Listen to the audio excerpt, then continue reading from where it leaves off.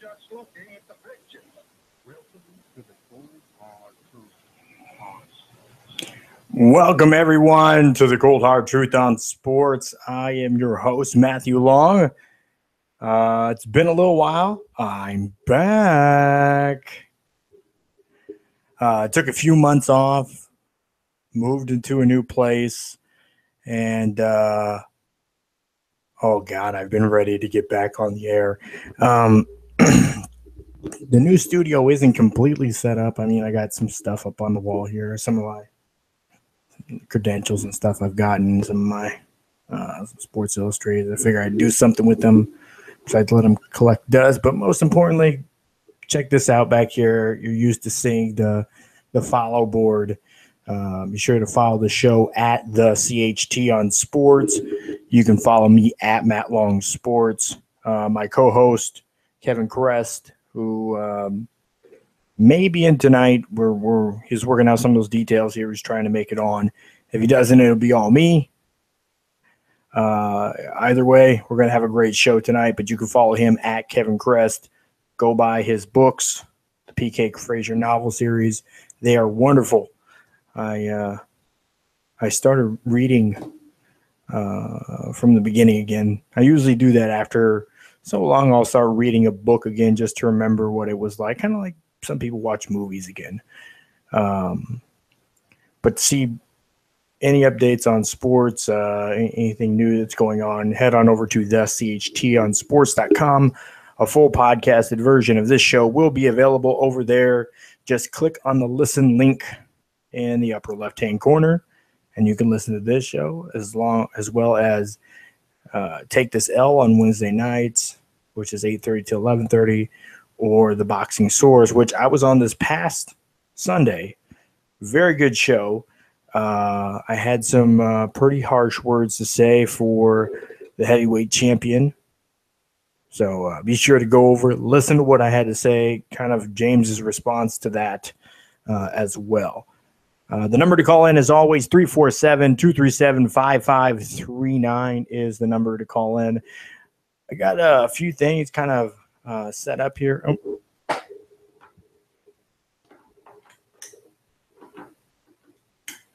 There we go. Nope. Not going to do that. Some of the stage lighting, that was bright. Can't see now. See dots. I got some Major League. I got a screen up here now, so see me glancing up here. Got a few new things that we're moving around here. We're working on getting more things, more syndications, more simulcasting if we can.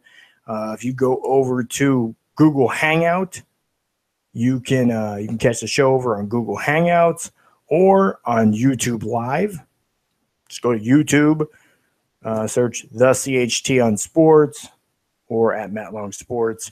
You'll find us over there. And as always, go to blogtalkradio.com and you'll be able to listen live and call in. Again, 347-237-5539 is the number to call in.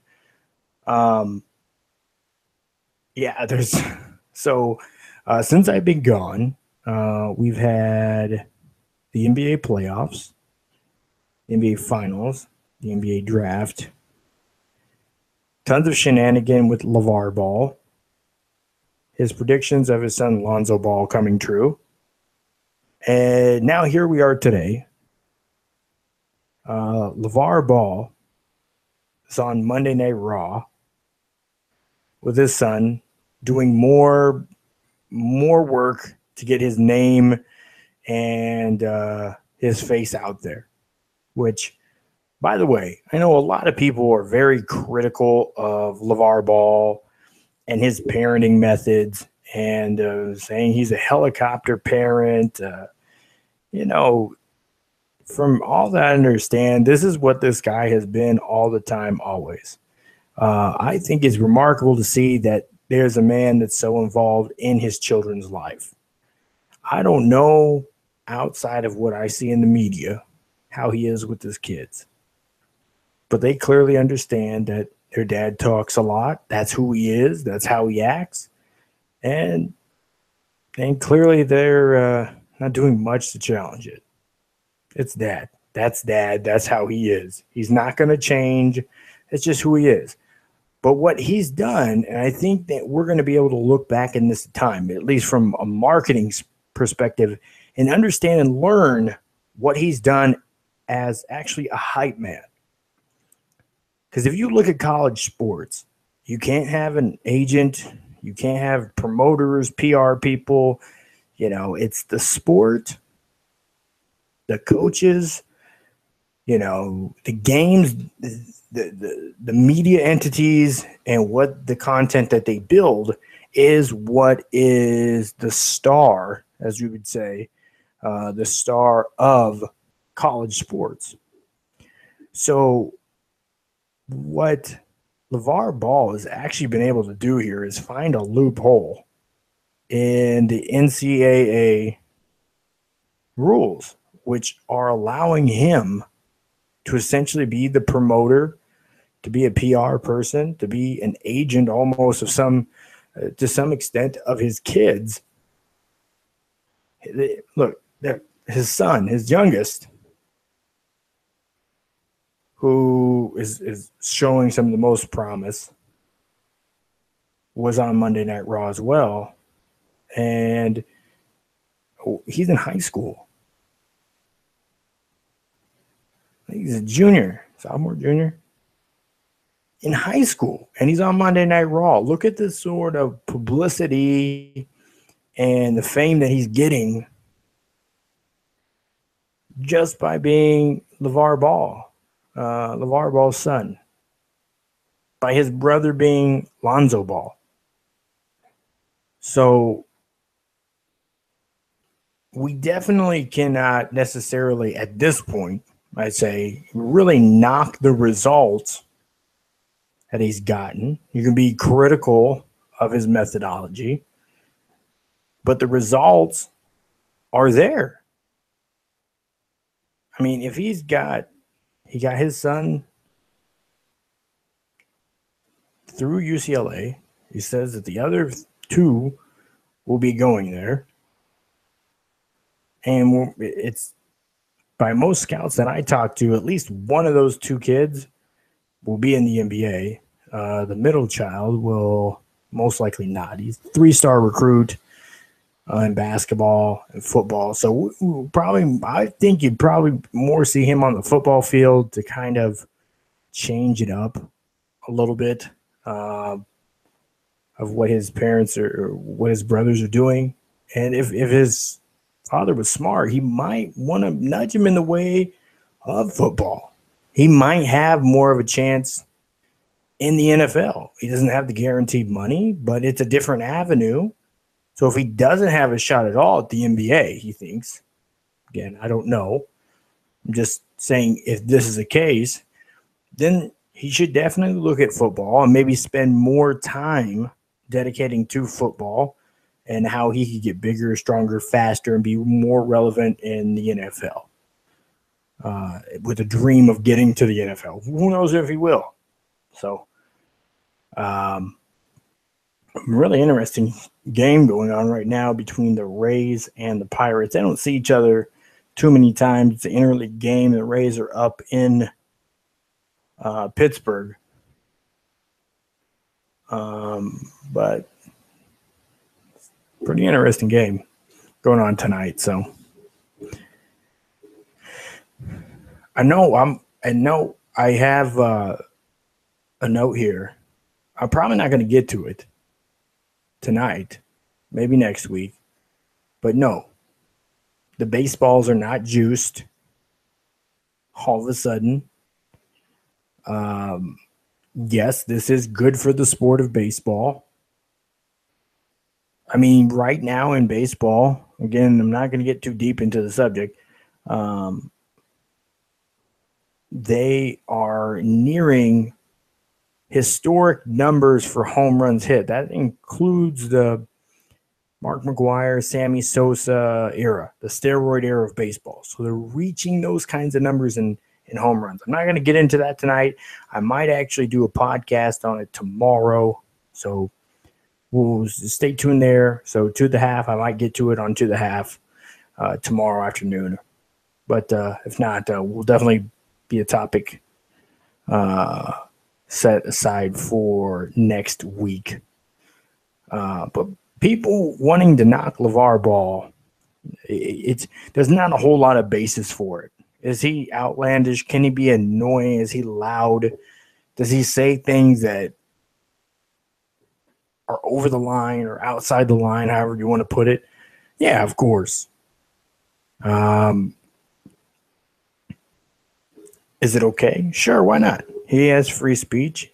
But what he's doing, like I said, I think there's an outline here that we can start to pick apart and look at how he's able to promote college athletes and essentially getting them into the professional ranks without violating the NCAA rules that we know of.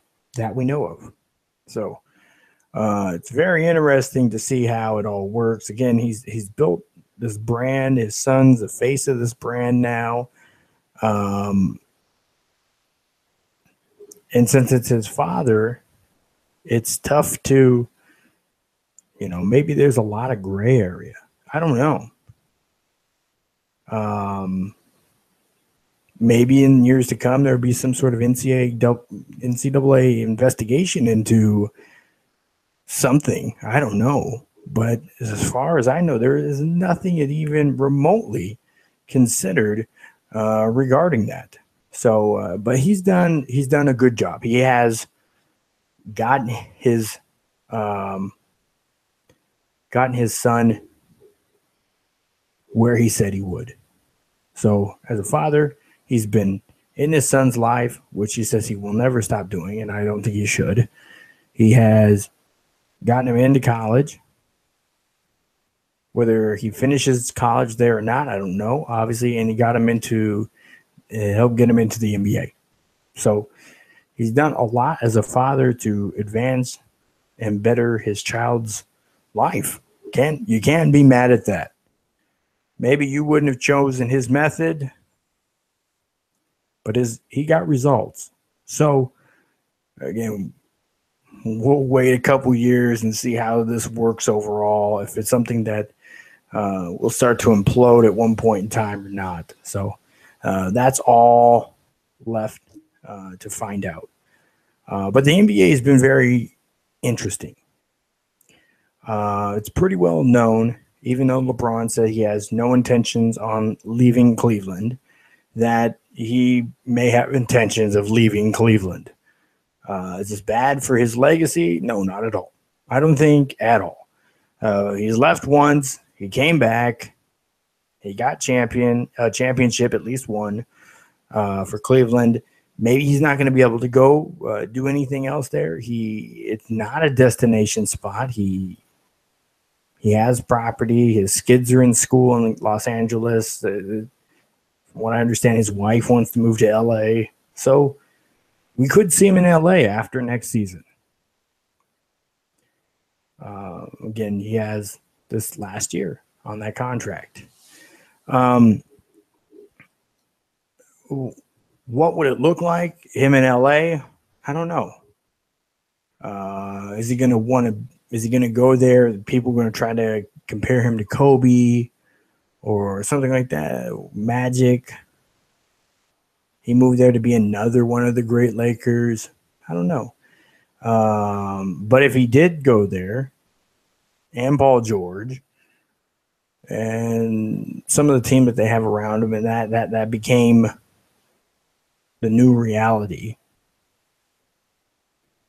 What else to put on his? It'd be like, as a player, it'd be almost like the Bill Belichick. Or I'm sorry,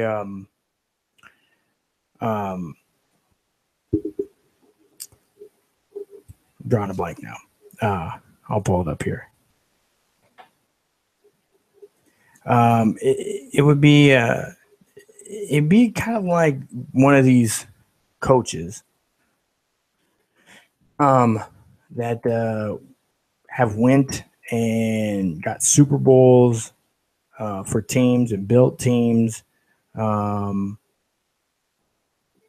places where you haven't seen teams win.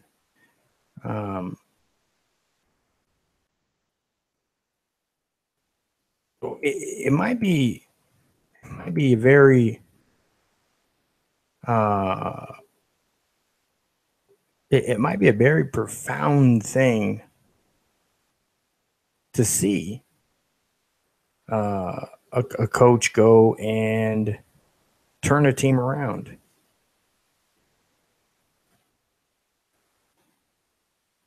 Let me pull this up here.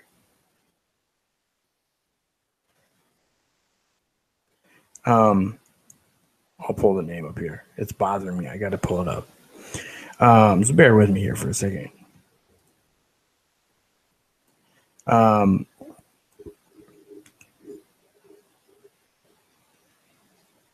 So for him to go again, because we've seen a number of coaches, but there have been a number. There's been some coaches that have been seen to go places and kind of be the rebuilder of, in a sense, of franchises. Seeing guys come in and breathe new life into a team and bring teams back to reality, being able to go to multiple Super Bowls or building other teams back up into contention once again. So there's not many coaches that are able to do that. But to be a player and be a player in the light of Bill Parcells, there's the name, Bill Parcells, to be able to go into a team to get them in contention or build the team up to contender status. Now, I actually think it would be really interesting as far as we talk about legacy for LeBron James, if he would go to the Lakers and get them back to championship contention or win a title in LA. You know, the Glazers, the Bucks, Genie, they roll out the red carpet for LeBron. They'll twist up whatever marketing campaign they can. You know, you want to talk about putting butts in the seats? Get LeBron. But counted on radio, listen to a show today, they have, 24? I think it was 24 stars that they mentioned on Fox Sports today in the West and about 8 in the East. So obviously the West is very loaded as far as stars go. More talent, more competition. It is tougher in the West than it is in the East. So even if Boston does get this ship rolling, I mean, your best that you probably see them is somewhere near a 5 or 6 seed in the West, as far as it stacks up. Now, from what I understand, is their plans right now are heavily contingent on Hayward coming over, signing on Saturday, on July the 1st. So I don't believe either party really wants to wait that long, especially Hayward's party. You know, he kind of like to know where he's going. Boston don't want to wait, don't want to pull the trigger before, because then that means they might have to give up more, because then Utah would have to be compensated before July 1st. The Lakers aren't really in competition for them. But yeah, I don't know. I feel like the Lakers are willing to make some moves. He's not really their fit, but for what I'm looking at for them, but it'll be interesting to see what they do. I know Miami was in the mix for Hayward as well. So we'll see where he ends up. Now, from what I've understood, as far as kind of, again, this cycle is Boston. Boston wants to build up now. They want to contend now. Again, they were in the Eastern Conference Finals this year, and they did their damnedest to kind of stretch that series out. They just didn't have the talent yet. They didn't have the experience yet. But you could tell that they're trying to move some stuff around. Good draft. They got some new pieces there. Hayward has definitely been a target and is their number one guy in free agency. I was told if they don't get Hayward, then they might go after Blake Griffin. We'll see. I'm not a fan of Blake Griffin. He's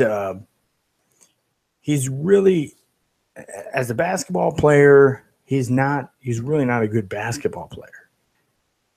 He's good at dunking. But dribbling, shooting, fundamental basketball stuff, he's really not very good at. But he's very entertaining. And that's what a lot of people are drawn to, the entertainment part of it. And I can't be mad at teams for wanting somebody around to entertain fans. I mean, at the end of the day, this is sports entertainment, after all. Look at the big three. They did pretty well for their first weekend. A couple guys got hurt, which is expected from older players trying to play against older players at a high level. 3-on-3. Somebody's getting hurt, and two players did. So, but they were here tonight. Not sure what time. I'll check into that and find out what time it's supposed to re-air at and give you an update on that as well. One second.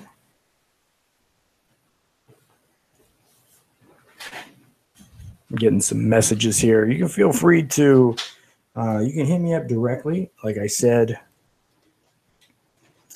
at Matt Long Sports or at the CHT on Sports. My messaging device is dying. Time to plug it in. This Chromecast is kind of cool. I don't know if I like that it's all controlled through the phone yet.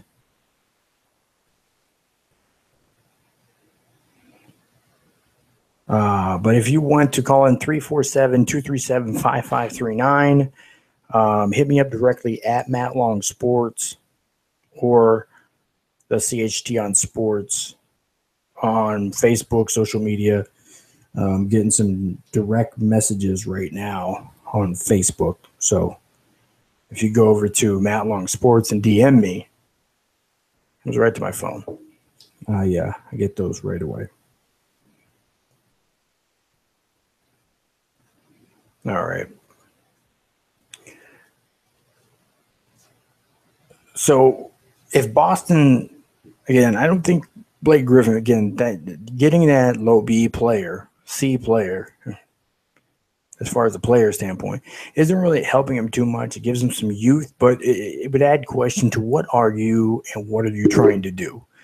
Boston's just needs to spend the money they want for Hayward and just be done with it. Make sure that they get him. Make it that's their number one goal and just focus on that. On the other hand, they would like to try to still get Paul George from the Pacers. The Pacers, they have the 1 year left with him, but that's it. He already said it. He wants to go to the Lakers. And that kind of handcuffs them and whoever else they're trying to trade with. Now, keep in mind, outside of Boston, LA, Houston, and Cleveland, nobody has really even inquired about Paul George at all because they know they're handcuffed with 1 year on his contract, no control, no options after that, and he wants to go to LA. So it's saying, hey, you got me for a year and I'm bouncing. Now, the trade that was going on between the Nuggets, the Pacers, and the Cavaliers to move Kevin Love to Denver and move Paul George to the Cavaliers fell through.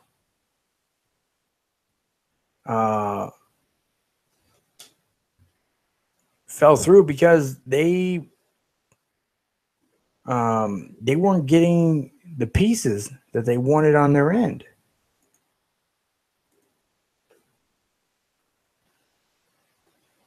And they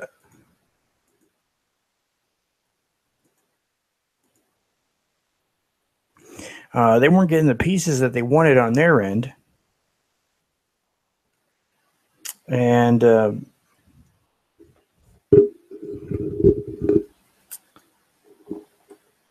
we might have to switch some stuff up here. They weren't getting the pieces they wanted from their end, and for the Pacers because they wanted more picks. They needed more stuff for the future. So, it. Let's see if we can adjust some things here.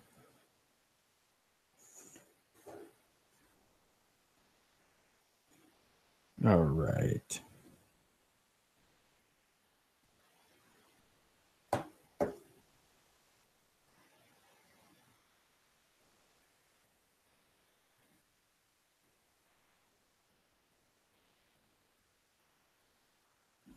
All right.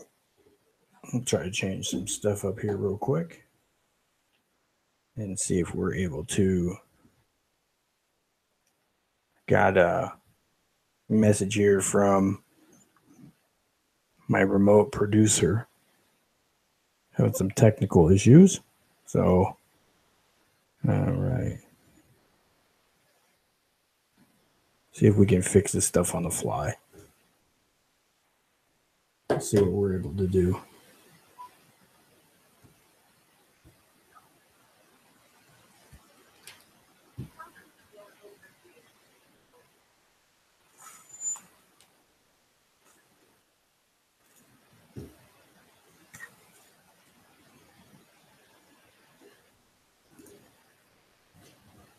All right, let's see what we're able to do here now.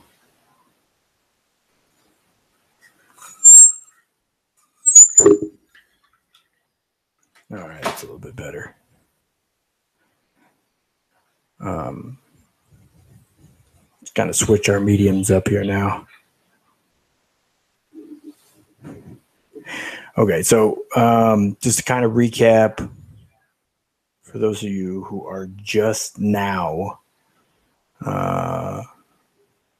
hearing me, the NBA is going through a bit of a turn right now, which is good for the NBA, in big part because it should increase the level of competition. They've done a great job as one of the only other sports in the United States, at least, that has been able to build their sport to be one of those 11-month sports, because it's pretty solid outside of the month of August for the NBA, or July, really, more so July than August, because in August they're going to start camps, rookie camps, and summer the G League.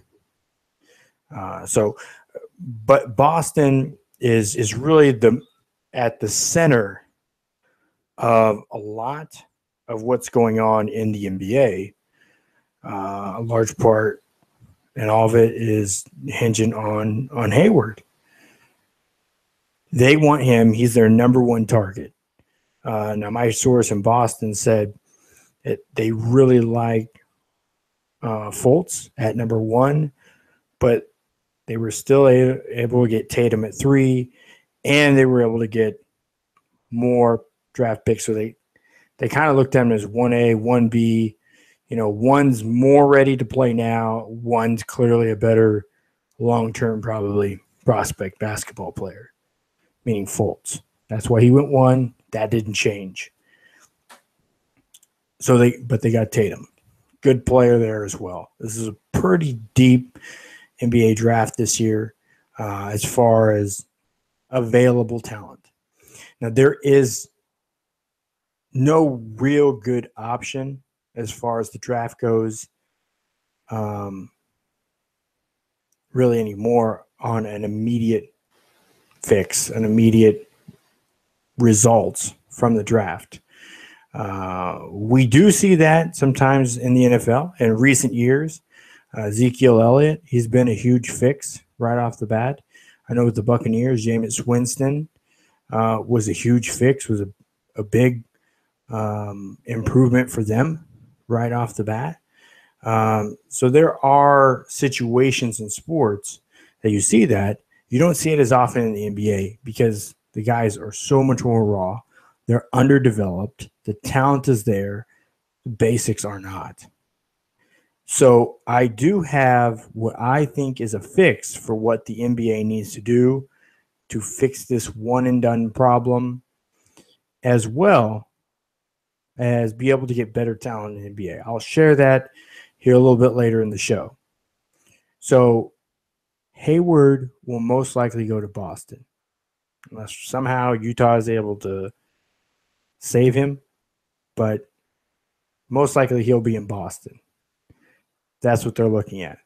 Paul George, if they can figure out this 3-way trade that fell through earlier this week, which, again, large part because the Pacers felt like they weren't getting enough, which is fine because they're giving up. They want to get something in return for George, and they already know that the Lakers want him, and he will go there, and they will spend something for him, but they're not going to get as much as they'll get from Cleveland and Denver. But they just need some more. It just wasn't working out. So, but that would put Paul George in Cleveland for at least 1 year. And they're trying to negotiate a longer-term deal to keep him there longer. I don't know if that would happen or not. It's not in his best interest to negotiate that longer-term deal now. Wait. You have time. There's nothing but time. LA will sign you. They know they're interested in having you there. You want to go there. That match is there. You have money waiting for you in Los Angeles. Denver, they're interested in Kevin Love. But they're in a large part, there's many teams that aren't so interested in Kevin Love. The Bulls, on one hand, they were not interested in Kevin Love. They did not want to give up Jimmy Butler, who's coming off of ACL tear, injury, who's not even available to play or practice right now. And with it, what else for Kevin Love, who just came off playing pretty well in the finals and showed an improvement on his three-point shooting ability. So it's interesting to see that they didn't want him, at least in that trade. Is there another situation where it works better? Maybe so. I don't know. But we'll have to wait and see there. Clearly, Chicago made the trade, sending Jimmy Butler to the Timberwolves, reunite with Thibodeau. So that should be a pretty interesting look. I felt like the Timberwolves have been this young team that has just been on the verge of bursting. That, it feels like they should be there to compete. It's been like that for about 5 years now. It's just haven't been able to get over that. Some of it's been coaching, some of it's been personnel, some of it's just very young guys there, not enough veteran leadership. But it will be very interesting to see what they do with Jimmy Butler. Again, I think Jimmy Butler is probably your number 2 or 3 best player on your team. You don't want him to be your best player, but again, he'll do well. He should do well there. He did well with Tom Thibodeau last time around. So I look forward to see what's going on there. Now we got New York. Got the Knicks, the Knickerbockers. Phil Jackson sending up all kinds of different signals to everybody. Who knows what Phil's talking about? Sometimes I don't think Phil knows what Phil's talking about. He's just kind of saying something. Sometimes I think he does stuff for reaction. I don't know. But Porzingis missing out on the exit interview wasn't cool. Don't do that. You still have time left on your contract. Him talk about moving you is just showing that you're not impervious to a dealing. But from what I've understand from league sources, if he decided to trade Porzingis, he could get just about anything he wanted for him. Anybody in the league will pretty much give up a lot for him right now. Is that something he should entertain? Of course. Take phone calls. He said he did. Will it be to where he gets moved? I don't know. I like him fitting in LA now. The Lakers are more than willing to send him Randall and future draft picks for Porzingis. Maybe not enough. Maybe Genie needs to work a little harder. I'm just saying, maybe Genie needs to back him down a little more. I don't know. Maybe Genie needs to work some magic. I don't actually mean magic. I mean sexually. She should please him more. Maybe that would help. I don't know. Just an idea. Just an idea. But the Knicks, but the reports are that Carmelo is starting to work on negotiations of his contract being bought out by the Knicks. Now, again, because people aren't wanting to trade for his contract. However, they are interested in him as a player on the team. From my understanding in Cleveland is he would be interested in going to Cleveland. Dwayne Wade has accepted his option for that last year. So the Bulls would have to buy him out if he wanted to go. And there's been rumors for that too. I don't necessarily see that happening, and I don't know how Dwayne Wade benefits the Cleveland Cavaliers, but if he can get them into buying his contract out the last year that he just accepted, well, he could end up there as well with Paul George. I don't know. It just seems like they're just trying to stack the team up as much as they can. I don't think that they feel like they have any sort of surefire answer to the Warriors. And having Carmelo doesn't necessarily change. I mean, is not Carmelo Anthony just a little bit better version of J.R. Smith? I mean, if we look at what the player is to the team, is he just not another shooter? A guy that's going to jack up a bunch of shots? All it be probably hit more shots, probably score more. Yeah, but now you have he's a scorer, a shooter scorer. Then you have Kyrie, who's a scorer, pretty much a pure scorer.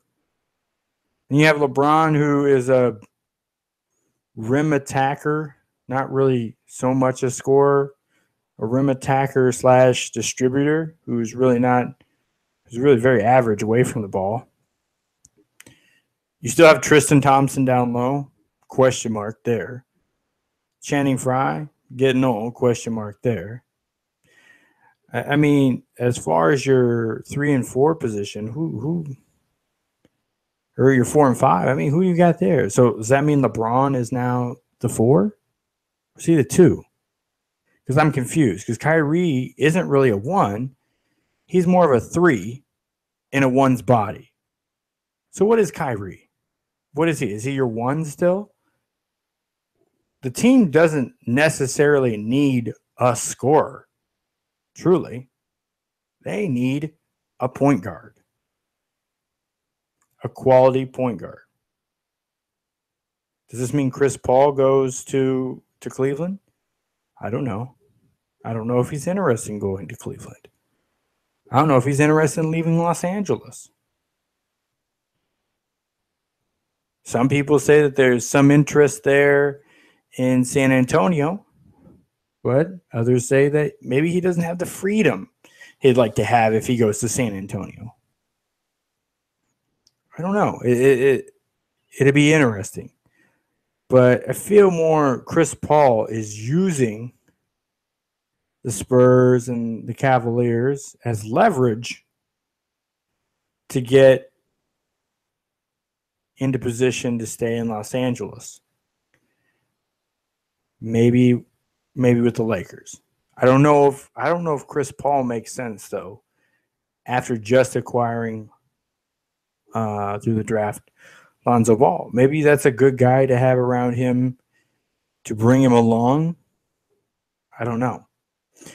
I do think the Lakers need to get somebody of substance. The likeliness of Lou Aldang coming around and fulfilling in any sort of material sort of way the contract that he was given is highly unlikely. So they're going to have to find somebody else there to look interesting. Brandon Ingram isn't. Yeah, he played better towards the end of the season. We'll see what he does in his second year. Lonzo Ball, he should be making people better. Young will not be renewing. He's not picking up his option. So he's going to hit the market in free agency. So we could see them free of Swaggy P. Mozgov got traded off.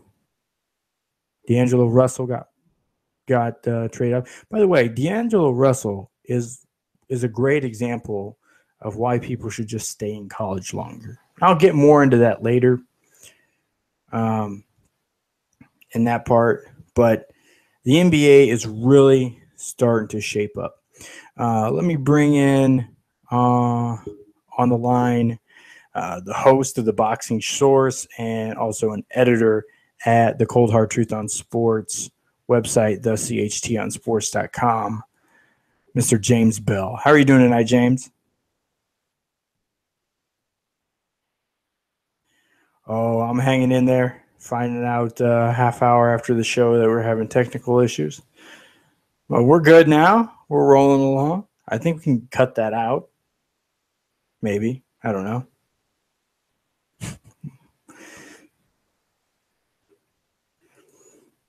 It's been a month and a half. Some a little bit of ring rust, I guess, on the equipment, I guess.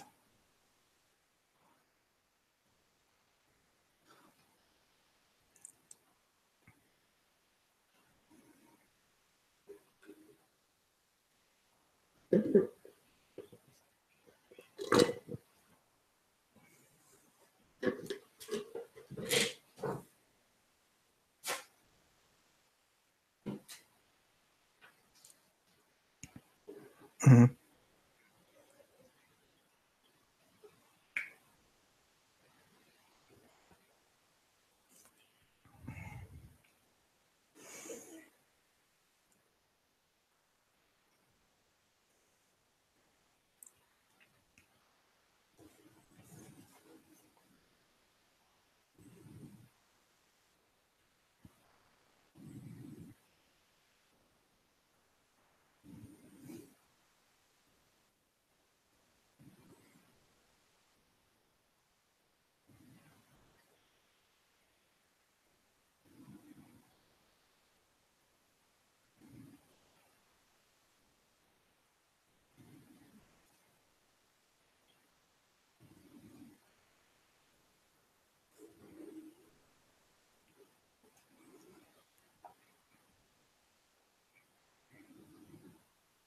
Mhm. And, I'm all for that, but the ratings didn't dip down because they knew what was going to happen. And I think that's been kind of a big fallacy of things that have to do with sports. People will think, oh, just because they understand what the outcome is probably going to be, that they're not going to watch it, and that's pretty far from the truth. Because I mean, look at a lot of the movies that Hollywood puts out, stuff, especially like anything based on a true story. I mean, does that hurt people going to see it? Does anybody say, yeah, I'm not going to go watch, The Longest Yard because I know what happens in the movie because they remade it? Do they go and say, I'm not gonna watch I'm not gonna watch Titanic, one of the highest grossing movies of all time, because I know the boat sinks? No, a lot of people went and seen both of those movies. Knowing what's gonna happen, like people tuned in, and they got pretty decent ratings. I don't have it right here in front of me. They had pretty decent ratings for Game 5 of the NBA Finals. I think we pretty much realized by everybody's analysis that they just didn't have the match. They couldn't combat the matchup issues against the Warriors, and they were pretty much doomed. But people still tuned in and watched. It's not knowing what's going to happen doesn't stop people from watching something. Maybe it takes some of the surprise away in some sense, but I mean, you and Mike Grady both told me the outcome of Ward and Kovalev too. Before, I don't know, I wasn't able to watch it live. I had to go back and watch it afterwards. But you guys told me the outcome, and I read up on it before I watched it, and it didn't change the outcome for me at all. I enjoyed the fight. I actually enjoyed the fight in some respects much more after reading some of the garbage and hearing Sergey's people talking their presser. And it's just like, what were they talking about? Because I didn't watch the same fight that they're talking about. They must be talking about something else because I didn't see that. That was, I don't know, maybe they were in the wrong room. Maybe they were at the wrong arena and they just showed up late and tried to BS their way through the closing interview. And he leaves early. So the press doesn't get to talk to. That's the other thing. Boxing needs to just tighten up on that. They need to be much more friendlier with the press, with writers and bloggers and shows. Make people more available. Making people more available can only help. So it's just, I don't know. What was the Russell fight that you covered a couple weeks ago? Didn't they cancel all the afterward, the press after on that one?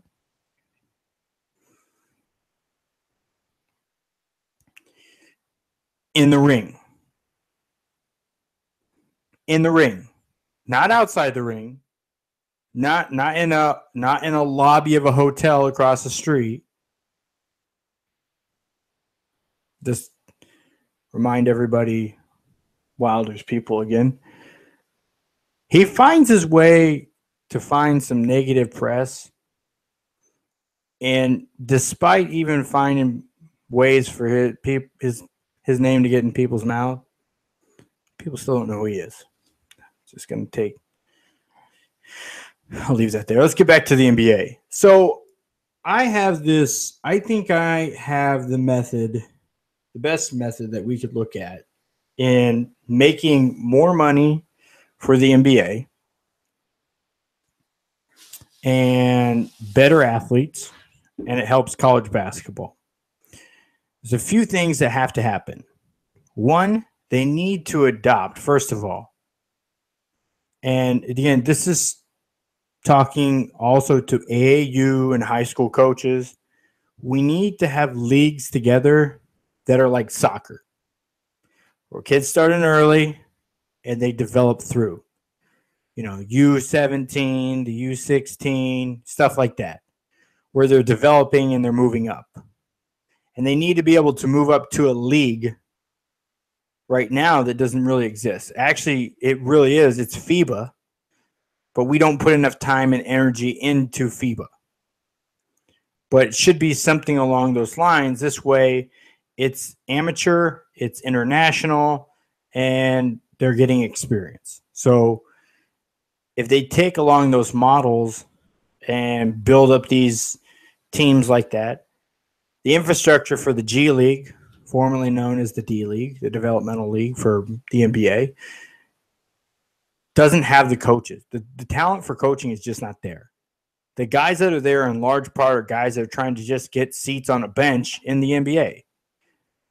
Essentially that's what they're doing. They aren't guys that are really the next guy that they're going to see become a head coach or the major assistant coach.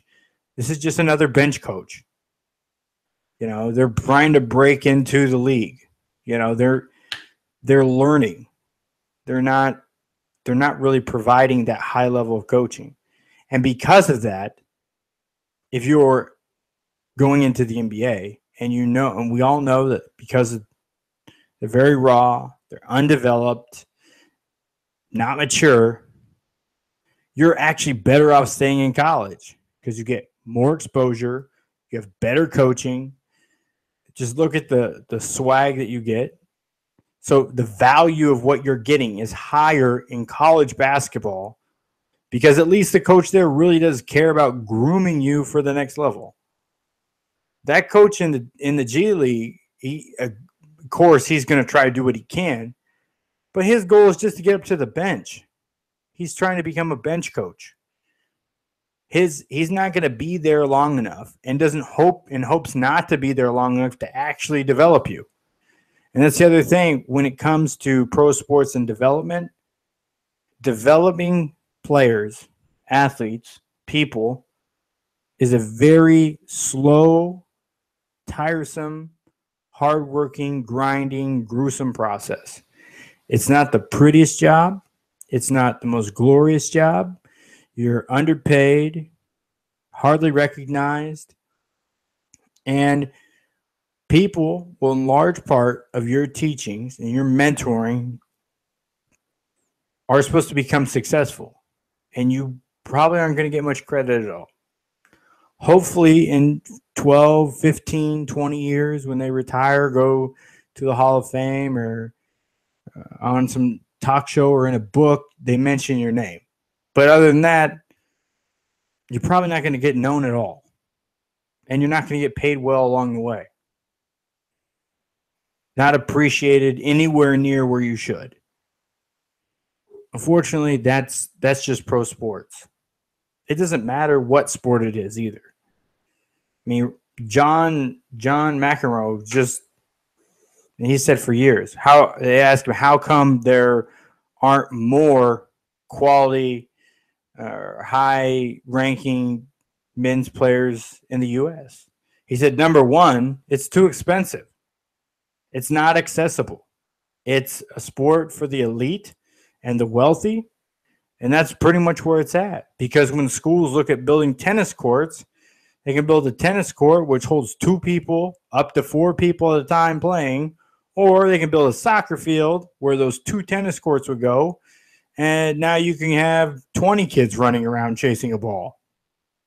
So now you've just served 20 kids instead of 4. So economically, soccer works better than tennis. So they don't have the support. It's not as accessible. It's so expensive. Because if you want to get to a tennis court, you're going to have to go to a private club or something like that. It's just not accessible. The other thing is the top 2 sports that athletes go to in the United States is number 1, overwhelmingly, the NFL, and then number 2, the NBA. Shortly after that would be Major League Baseball. And that's really where they go. And now you have hockey, we have rugby, you have boxing, you have MMA, you have wrestling, you have golf, bowling. There's so many other sports that happen simultaneously that there's a lot of white noise. There's a lot of noise involved in where kids make their decisions. So obviously baseball is probably going to be your best bet. If you're good enough to make major leagues, that's your best bet because you have guaranteed money there. Then probably the NBA. It's pretty close. NHL is right after that. Their contracts are close to where the NBA's are. They're guaranteed. So it's, and the NFL is probably falling the furthest behind. But we're starting to see some of the salaries move up. Derek Carr becoming the highest paid player in NFL history this past week. So it's good to see some things going in a certain direction for the player side. But I think if they get like I said, the base there, they need to get the development and the youth. So something like U16, U13, get that development moving up. Not just AAU, it has to be developmental. Basics. So this way, by the time they get to college, they can either play, they would have a choice to go to college for 3 years. Just kind of like they do with baseball. You go to college, you have to go for 3 years.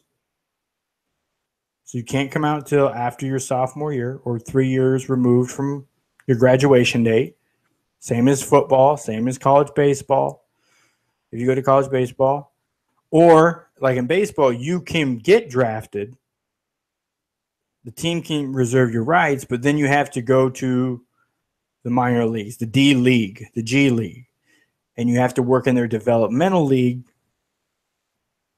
or in some sort of affiliated league. I don't know if the NBA tried to reach out to maybe some of the European teams, the teams in Puerto Rico or Israel or France to get kids over there to get pro experience, or they want to really invest and redevelop their G League to get better. And they have to stay there until they're 20 or 21 or whatever. So you can go to college, get more hype, get more experience there, or you can go to the G League, get these couple grand a month checks for a certain amount of time, work and develop and just focus on it there. But NCAA does make a lot of things tough with student athletes because even if you want to put more focus on development in college basketball or football or whatever, the amount of time that you can have with coaches and the resources they can utilize on you are limited because of the way the NCAA rules work. So it's always a tough kind of a tough line in the sand to draw of what's fair and what should work. But I definitely think that if you change those things, because right now, if look at the top guys last year. The guy that won Rookie of the Year was a second round guy. He's what, 20? He spent 3 years in college. He's more mature. He was more NBA ready than the guys drafted in the first round. It happened again this year. And it's going to keep happening as long as this one and done process is going. The one and done process has encouraged more people to go into the NBA too early than going straight from high school. It just has. It's increased the amount of guys because they figured I'll go one and I'll be done instead of making the big leap to high school, because the big leap to high school is a lot tougher of a choice for NBA teams to make. They'd rather see you at least 1 year in college to see how you play against better competition. And they'd rather see more development in how you pan out after 2 or 3 years. That doesn't bode well for the player side, because after 3 years, that's probably pretty much the player you're going to end up being. And where you go plays a large part in that. So schools that are good with development, like Duke, North Carolina, they're good with putting quality players in. Kansas usually puts pretty good players in. But if you take Nike's list of the top 100 14-year-olds, by the time they turn 18, that list of the top 100 18-year-olds was basically the same list of the top 100 14-year-olds 4 years earlier. The list doesn't change that much. Truly, it doesn't. So they know who they're looking at coming up out of high school and who they're really going to be looking at in college. In college, as far as the coaching, college is much more about recruiting than it is right now about developing, because you always have to replenish the players, and the players are leaving so much quicker. I think the value of college basketball goes up, the product quality goes up if they institute the 3 years removed from high school rule. And if you want to go before that, you have to go to the D-League. Or the team can draft your rights, you play somewhere else, kind of like they did. I know Larry Bird is one example. The Celtics drafted he was drafted basically a year before he came out. He finished a year that he ran for the national championship, basically came into like a 60-win team and just kind of went up from there. So they held his rights. And that's the thing, is like the NBA's kind of went away from that. Maybe if you want to draft them out of high school and retain their rights and allow them to go to college, maybe that's the way they can work with the colleges. Maybe the NBA team puts money into the college. I don't know. But looking at ways to work that out, there's something that needs to happen. One and done doesn't work, and I really don't think coming straight out of high school really works either. I get wanting to give people an option, but coming straight out of high school, really, there's not many guys that are really prepared to do that. Not physically, not mentally, not maturity-wise, they're raw, they're underdeveloped. So even if one and done, these guys are taking 3 or 4 years to develop.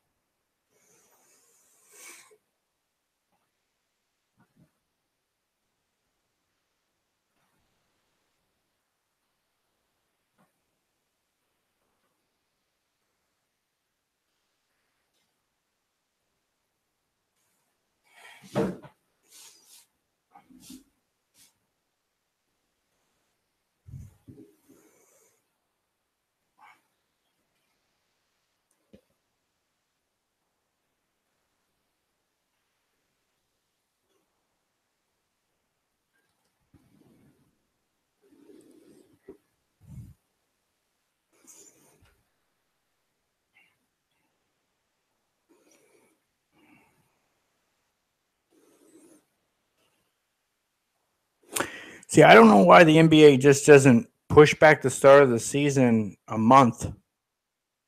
Play your finals in July. You know, they move that back a month. Not even shorten the season. I think they should shorten the season. 82 games is a lot. It's way too many games. Major League Baseball is insane with 162 games. That's insane. Like they were talking about the Rays the other day. In 2 weeks, they had 1 day off in like a 16-day span, and then they end up playing a couple games, and then they had back-to-back days off. But it's just crazy. There's just so many games, you know, because baseball is weird because all the practice for baseball basically happens before the season. You really don't do a whole lot of practice once the season starts because you're playing every single day. I mean, they go out before and you see them do batting practice. You know, they'll take bullpen sessions and stuff like that, work on some mechanical things, but it's really not a lot of practice going on after spring training because they play every single day. The NBA, you know, playing 2-3 times a week, that's a lot. That's a lot of games. And it's not even consistent. It's not even say, oh, I play every Tuesday or I play on Tuesday. There's like no sense of exactly what day you're going to play on. And sometimes it's a lot of games out on the West Coast and you got to fly to the East Coast. You only have 1 day up. So it's a lot of tax on the body, you know? That's why I mean, I don't,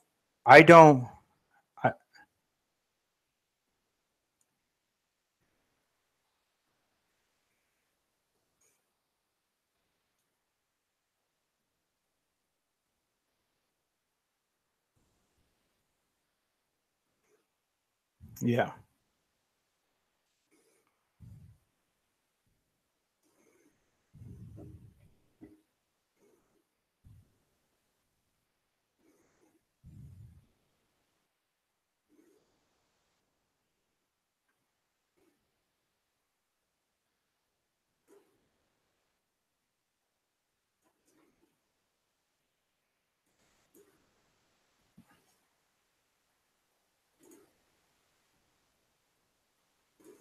You know, part of me understands. I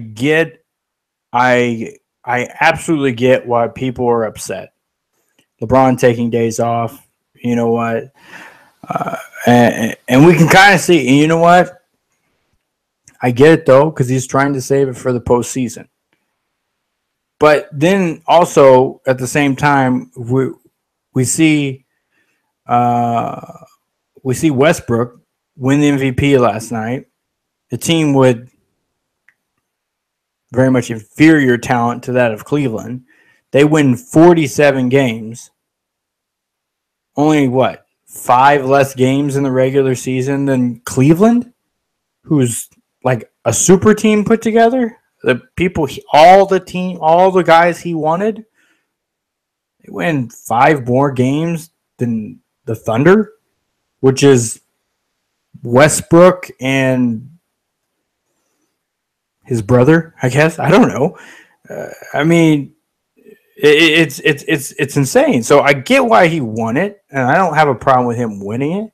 He set 2 or 3 NBA records this last season. I get why some people don't think he deserved to have it. I'm fine with him winning it. But when you're coasting you want to coast in. You don't want that guy who's getting up there in age playing so many minutes. LeBron is just playing way too many minutes throughout the regular season. And it's not about him taking nights off. It's just him playing less minutes in regular season games. So it's not about – see, that's the thing is they're not managing his time on the court. And then we saw in the playoffs, when he came off the court, that was basically free reign for the Warriors to go on a run. Every time he came out – I mean, he only sat like 2 or 3 minutes in a game, and they just tore him up, you know?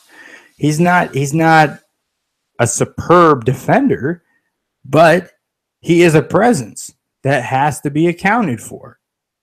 Now, when you have Channing Frye there instead of LeBron James, that's a whole different degree of what you have to deal with. You know, so again, your matchups change a lot, and you could sit again. Look at it. You could sit Curry and you could sit Durant, and you still got Draymond, and they still have Clay, and then you have Iguodala coming out there doing his thing. I mean, okay, Draymond goes out. Okay, we're going to put in McGee, or you can put in West, or both. You know, like it's not like there was a whole lot of let up with that Warrior lineup and their bench. There wasn't a ton. I mean, obviously from Curry. There was drop off from their bench, but not as significant a drop off as there was for Cleveland. And again, Griff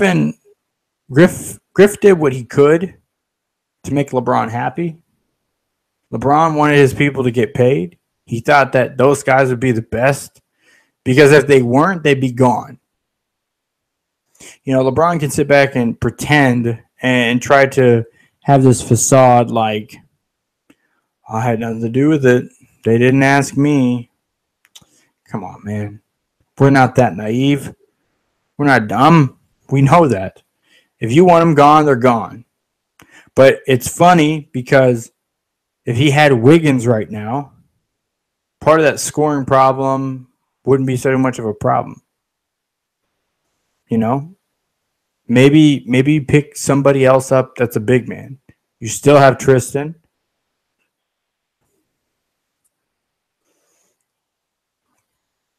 Yeah. Maybe what's his name? Burnett, the guy that they drafted the year before Wiggins, Bennett. Yeah, maybe he develops. Maybe he plays a little bit better. I don't know. Maybe you find his strengths. I don't know. Maybe he's in the D League. Maybe you trade him away or cut him. I don't know. But that other scorer you wanted is there. You know? It's right there. And he's getting the benefit of playing with you. But, you know, he'd rather have J.R. Smith, I guess. I don't know. It didn't make much sense. Kevin Love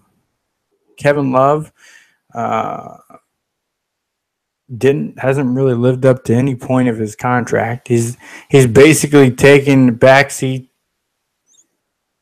to LeBron, and because Kyrie, the bulk of his minutes are at the end of the game, he's getting more glory, more notoriety for his play.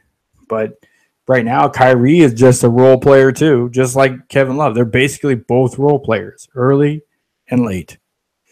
But it's as long as LeBron's there, it's just going to kind of be what it is. It'd be interesting to see who they get. They get Paul George there. That makes it more interesting against the Warriors in the finals. If Hayward ends up in Boston, which it looks like he should. That'll make it pretty interesting. You could see that series maybe going a little bit longer. But Boston's going to have to do more to get some other talent there because Hayward's not enough.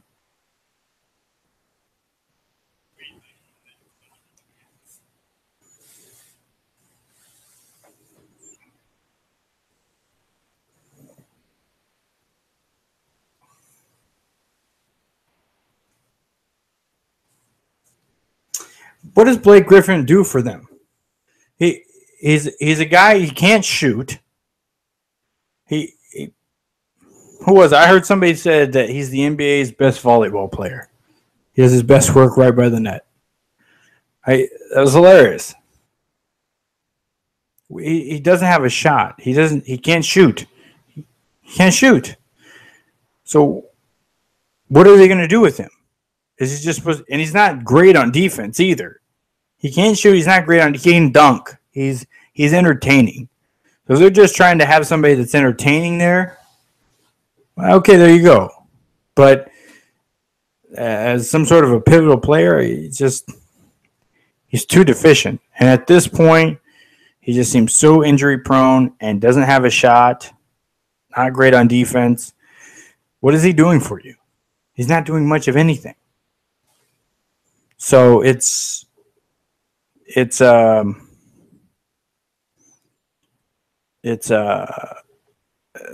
leaves a lot to be desired. I could say that. I wouldn't pick up Blake Griffin. Not at all. I'm not interested in him. Chris Paul, on the other hand, that's a little bit more interesting. He doesn't really fit in Boston because they like Isaiah Thomas. But again, I think what they really need more than anything in Cleveland is a true point guard. You know? That's what they need to find. No, Cleveland. They need a point guard because Kyrie is not a point guard. He's a 3 in a 1's body.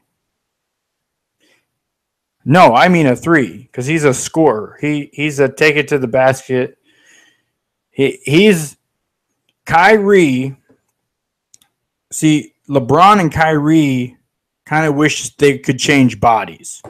Kyrie wants to have LeBron's body to do what he does because he would be much more dynamic.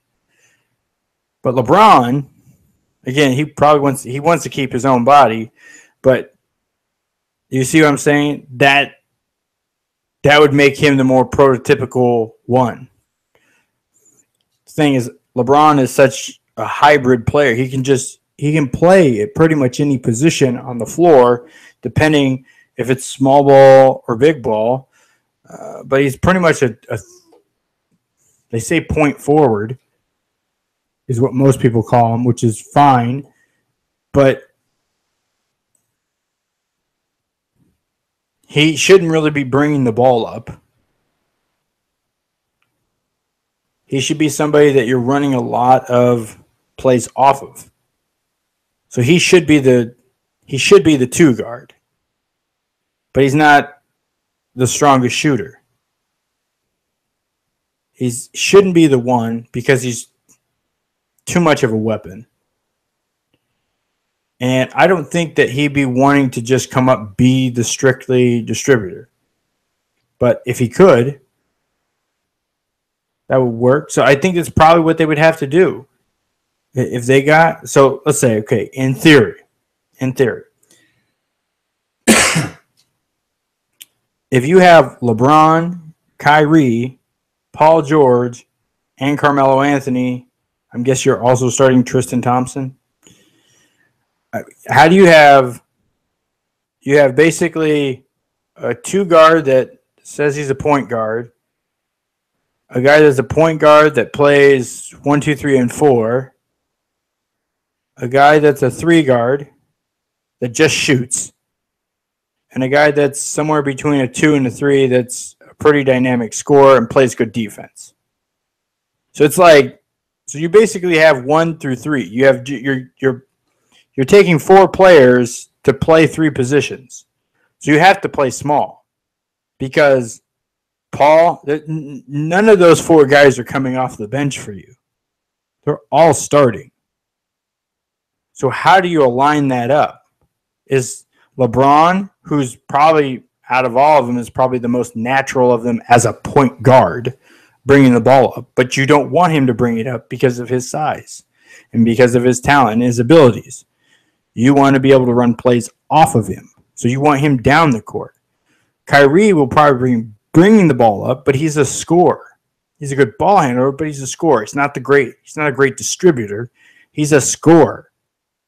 So you don't necessarily want him bringing the ball up. He's a 2. He's a 2 guard. He's that off guard you want to slash and cut. Again, he's like a 3 in a 1's body. So it's kind of like, how do you work him in?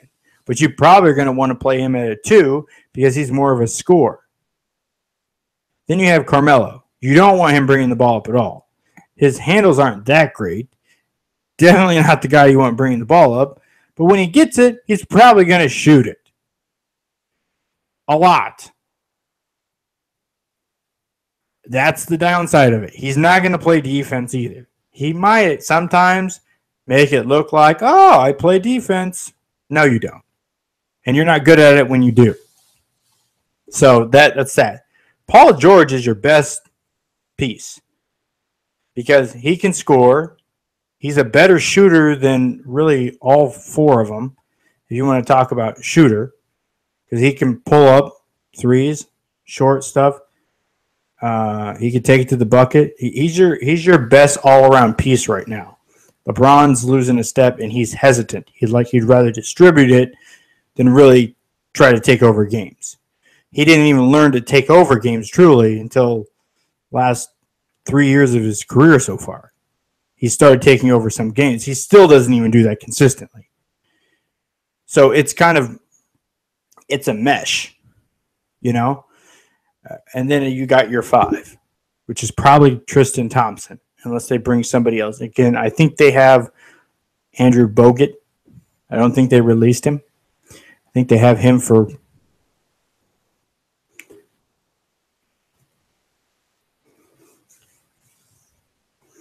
well, he was injured, but he was injured, so he doesn't have to be on the active roster, but he can be a part of the team. He's just not on their active roster.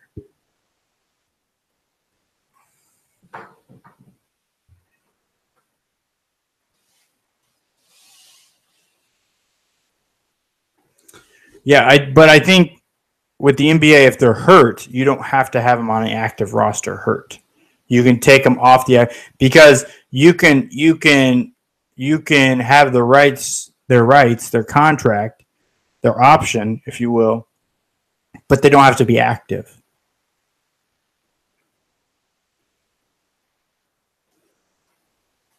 So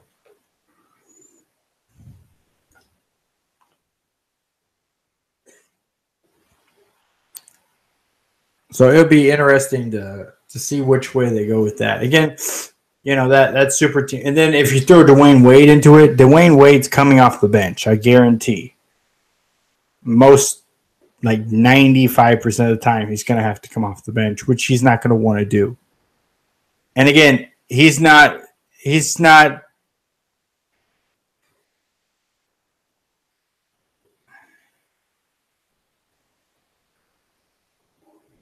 See, that's and that thing is like, I don't think Chicago buys that out. I mean, it's in their. I mean, John Paxton said, it's in their best interest at this point, to probably just go ahead and buy that out, because if they're trying to rebuild, there's no sense of having Dwayne Wade there and that contract.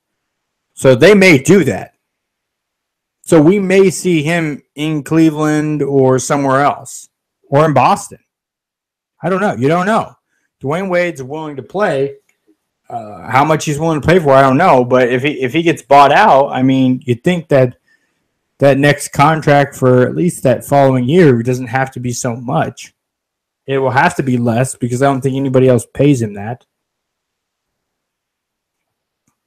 So maybe Dwayne Wade goes the other direction. Maybe he goes to Los Angeles. I don't know.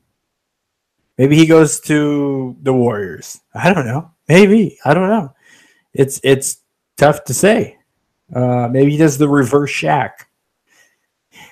He goes Miami, kind of detours to end up in LA. I don't know. It'll be interesting to see. Or the Suns. I know the Suns are always trying to. They've had some interest in a lot of different people. And the Lakers don't want to see the Suns acquiring people, because that's somebody they're going to have to play a lot all season, and then in the postseason as well, with the way that they're building.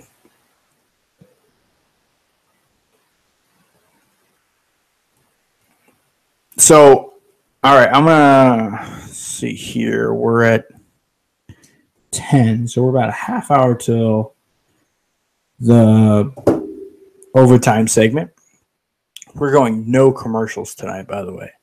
So I wanted to talk a little bit about NPR and the interview they had this past weekend with John McEnroe. All right. For those of you who weren't aware, the 25th, this is Sunday, John McEnroe was on to promote his book that he has out, his newest book. And he was interviewed by Lulu, Garcia-Navarro. Now, we're clear. I think that this is a situation where a mountain has become of this molehill. This is something that McEnroe has talked about before. Different occasions. Never been an issue. Well, never been this big of an issue.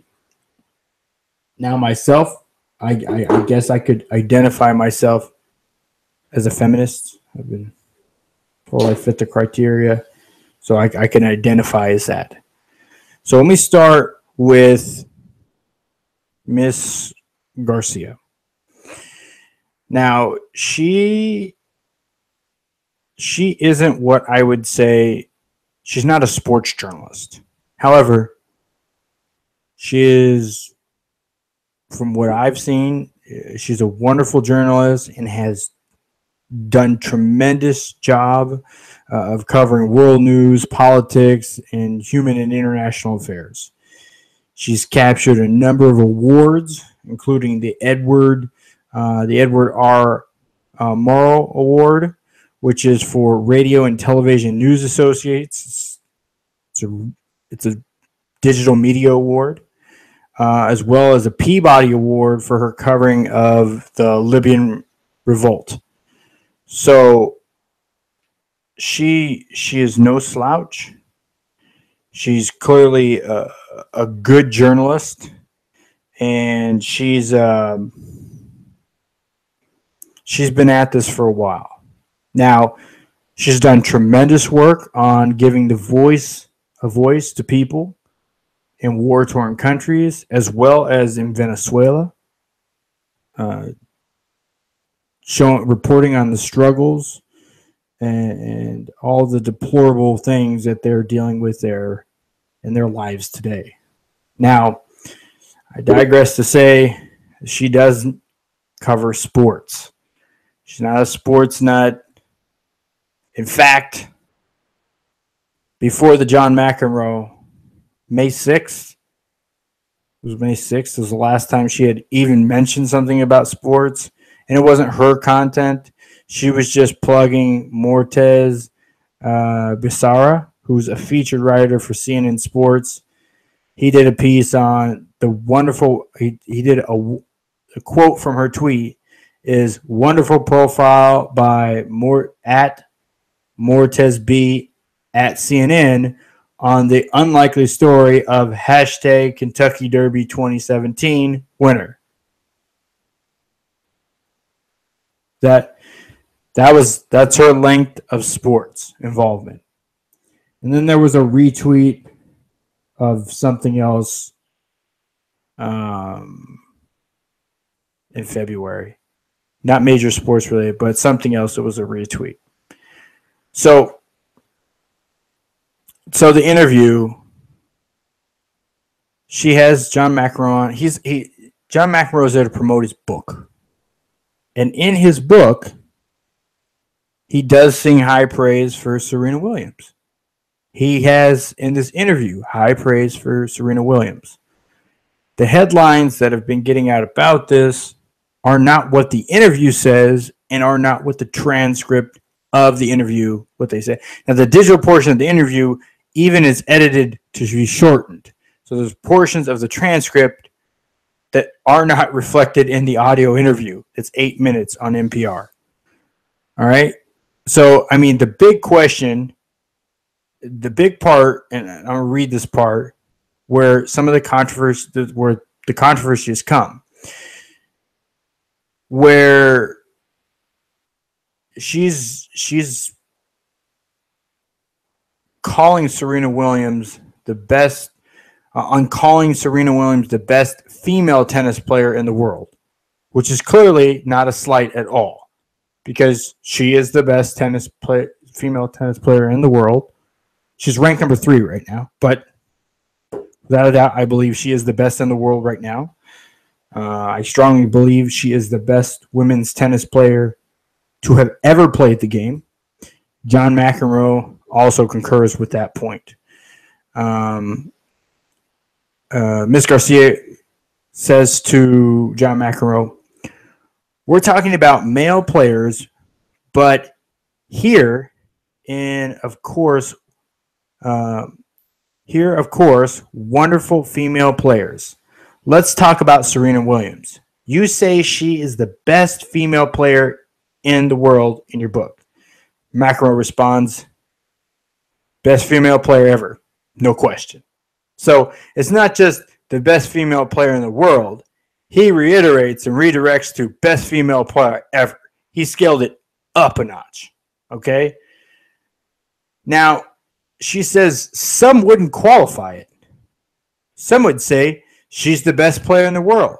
Why qualify it? Well, let me stop with that part of the question. Now, a lot of feminists, headstrong women, and people far to the left would say, yeah, why say it's man or woman? Why not just say best? Well, because of science. Men, because of the way they're built, on average, even more specifically when coming to athletes, are bigger, stronger, faster. It's just the way that the animal is built. Most male animals in the animal kingdom are bigger, stronger, and faster. They have different abilities. They're built for more of those type of things. That is how that animal, the part of the species, is built. Typically bigger, stronger, faster. Does this mean women can't do? No. We have to understand that what McEnroe says isn't truly a slight on Serena at all. A lot of people hear what he says and they're offended. But if you knew that in men's tennis, there's 2,074 ranked professional male tennis players currently. 2,074. All right. So just just hold that for a second. So if you're hearing this for the first part, let me build context to it. All right. So what she's saying is, why qualify her as a woman and just not say best? Well, again, science, the sexes matter. That's why the leagues are different. That's why there's women's professional tennis and men's. It's a different level of competition. It is. Is to say that women can't beat some of those men or would beat some of those men? No. It's just, on average, men are bigger, stronger, faster. They hit harder. They move faster. The pace of the game is much different. Just like the NBA, or the NBA and the WNBA. The WNBA is more linear. Move the ball around, shoot. The NBA is more vertical. Put the ball up, get the ball up. Quickly move down, go up. It's more of a vertical game. So even between men's and women's sports, again, even though it's called basketball, it's different sports. They're two completely different sports. WNBA, NBA, two different sports. WPGA, PGA, they're different sports. That's why when you go to tee off at golf, you have the pro distance, you have the amateur distance, and then you have the women's distance. because they dramatically change how the course is played based on where you tee off from.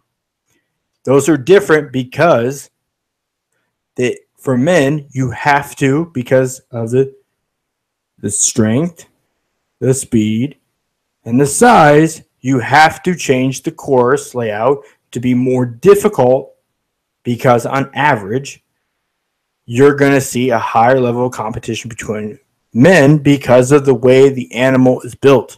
Again, we didn't sit down. There wasn't a table. And we sat down and said, hey, let's just make sure that women aren't playing in this. No, women could. Women have tried.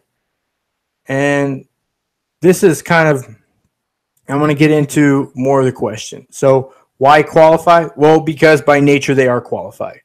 Because it's women's tennis and men's tennis. They're two different. They're different sports. You know, we never would say can we qualify Candace Parker? Is she the best basketball player ever? I don't think anybody thinks that. Nobody would think that. Because I don't think anybody thinks for 1 second Candace Parker is going to hang with Michael Jordan, LeBron James, Kobe Bryant, any of them that you want to put on your Mount Rushmore. I don't think any of us thinks that she hangs with them for a second. If they're playing a real one-on-one game. And again, basketball isn't one-on-one, so it's tougher to do that. Tennis is. You know? But when we were saying before Ronda Rousey got knocked out 2 fights in a row, people were wondering, what would it be like if she fought men? Oh, I would fight Floyd Mayweather. Well, you know what would have happened? The same thing that happened the following 2 fights. She got knocked out. And that probably would have happened. Floyd probably got his first knockout in 5 years. Or in 6 years. If he would have fought Ronda Rousey in a boxing ring. Because clearly she doesn't know how to box. People, again, but that's why we don't. Because they are already qualified. It's not somebody choosing to, like John McEnroe didn't choose to qualify her in a sense. And what it's a nice way of her saying, why pigeon-toe her? Why hold her down to being a woman and not allowing her the freedom to be the best? Well, when the way she's asking this question is, sex aside, if we just put an athlete to athlete, why can't she be the best in her sport? Her sport is women's tennis. She is. That's why she said you had his answer was to the following. She said some wouldn't qualify her. I don't know who they are, but some wouldn't qualify her. Some would say she's the best player in the world. Why qualify her? McEnroe says, she's not. You mean the best player in the world, period? Yeah, the best tennis player in the world. You know, why say female player? Okay, so she's saying sexes aside, why can't she be the best player? Not the most decorated, not the most championships, not the most successful in women's tennis, but why can't she be the best in all of tennis? And he just goes to explain, well, because if she was if she played in the men's circuit, she'd be like 700th in the world. Because he's literally saying, like, because men are bigger, stronger, faster, again, that's the way the animal's built, the level of competition is much higher. And again, people hear that initial number of 700. Now, if that's the first thing you hear and you don't have any of the context and you didn't know that there's 2,074 currently ranked men's players in the world, that would sound like kind of a slight. And that's why most people said that. 700th? Well, just think about this. How many players are there in the NBA? And just think of that. Just think of that for 1 second. How many players are in the NBA? You got what? 16 on a roster? Is it 16? I mean, there's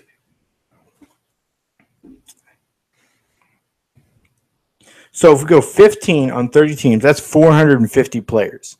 So if somebody told you that, if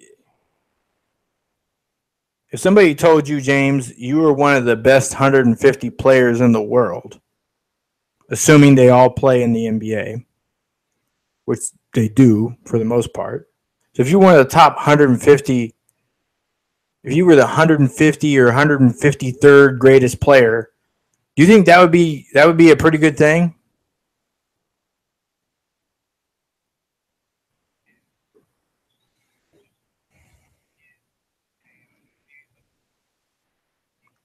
No, I'm saying that is. I'm saying assuming everybody in the NBA are the best players in the world. So if you were one of the top 150 players in the NBA, do you think that would be good? Okay, so there's 1,000 active with 30. If we go for the 53, not even including the 10-man roster for practice squads, the NFL has 1,696 players, right? If somebody told you that you were the 565th best player in the NFL, obviously that would be a pretty good thing because you're on an NFL roster, you're a millionaire, and we just had a list of 100 players, and we seen guys like Derek Carr, who was number 100. We see Matt Ryan, who tremendously in the top 15, but wasn't even ranked last year. I mean, obviously those are the top 100. I mean, if Matt Ryan wasn't even in the top 100, where was he at? But to say that you're one of the top third, you're in the top third of players in your sport, that's pretty good because literally that's what John McEnroe said.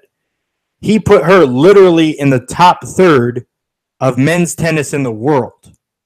In the world. In a sport that women, for the most part, are not going to compete in. You know, they really are not because of the level of competition. You're playing against people that are bigger, stronger, faster than you. You know, they say, we see, like, for example, you look at, say, in science, in the realm of science. It can be technical science, it can be physical science, doesn't matter. Let's just use science for an example, because I've looked at these before. The people that go to Brown and the people that go to Maryland, both good science programs. Obviously, Brown is much more elite. However, those that earn degrees drop out in the bottom third at the same rate at Brown as they do in Maryland. But here's the difference. That top tier that earn degrees are going to provide you,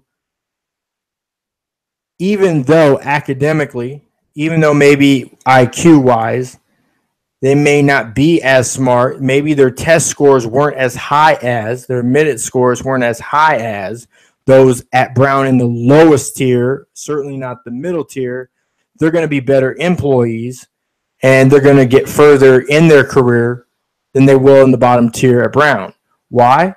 Because they're smarter? No, because they're more confident. Because they were able to soar. You see what I'm saying?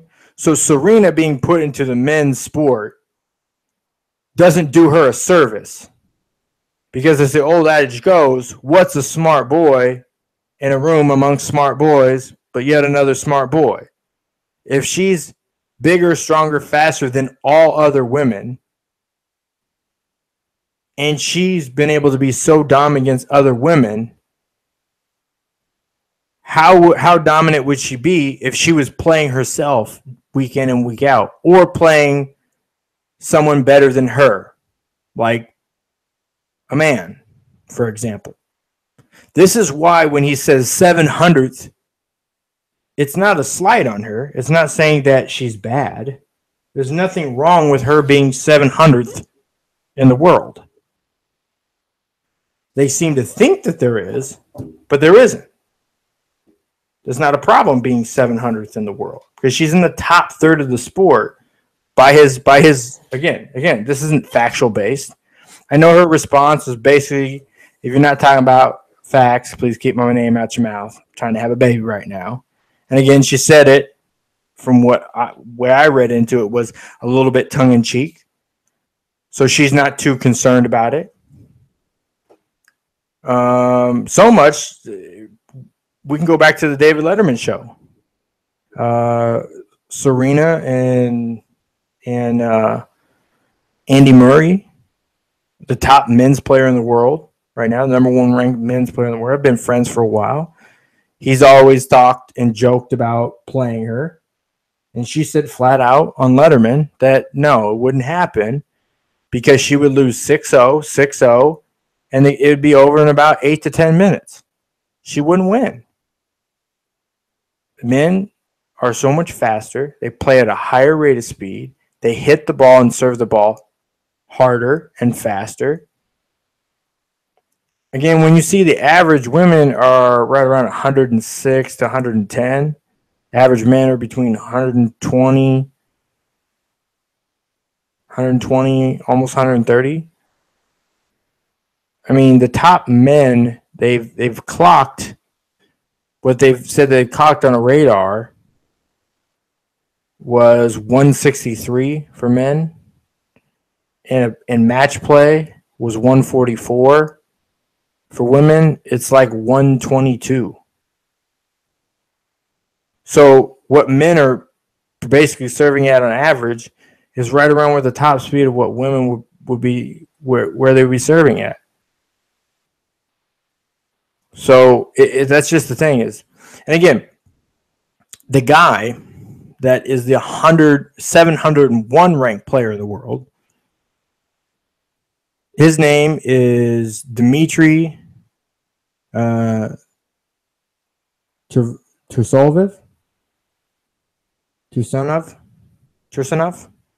Dmitry Tursunov. I'm not a tennis guy, obviously, but this guy, I mean, he responded to a report from BBC. He said, "I would hope that I would win against Serena. It would be a similar argument too. Who would run faster, the fastest woman or the fastest man? Tennis is being more and more physical, being more and more of a physical sport. So it's going to be hard for women to beat men." Again, this is a guy. So this guy, he holds 7 men's titles. So he's won 7 titles and has 2 other. He's been in the finals of 2 other titles. So he's won 7 out of the 9 title matches he's been in. The guy is clearly good. And this is, by the way, this is the lowest he's been ranked in some time. He's typically up in the like 400 range. So obviously, if you've won titles, you're pretty good. You're pretty good. If you're winning some titles, that's a big feat. So if she would go against him, who would win? I don't know. I would probably lean towards the guy that has won 7 titles and been in 9 finals titles over the best woman. I would lean towards that because his titles were won at high competition against other people that are bigger, stronger, faster than the person that he would be facing that McEnroe would have put in at 700. So it's my argument is, listen, science says that, yes, the competition is higher for men. Now, if I'm 100% fine if they want to integrate the sports of golf and tennis, like they did with NASCAR, I'm 100% fine with that. If that's what they want to do, if they think that women are good enough and can play at a higher level of competition to where they're really going to compete with the men, and they want to integrate, I'm fine with that. I'm fine with it. That's what they want to do. That's fine. I don't see it happen because, unfortunately, they're already qualified as they're basically different sports altogether. So here's something.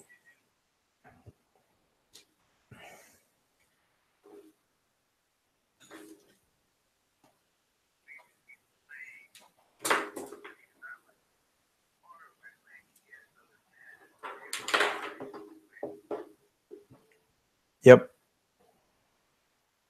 Exactly. Where tennis is head to head.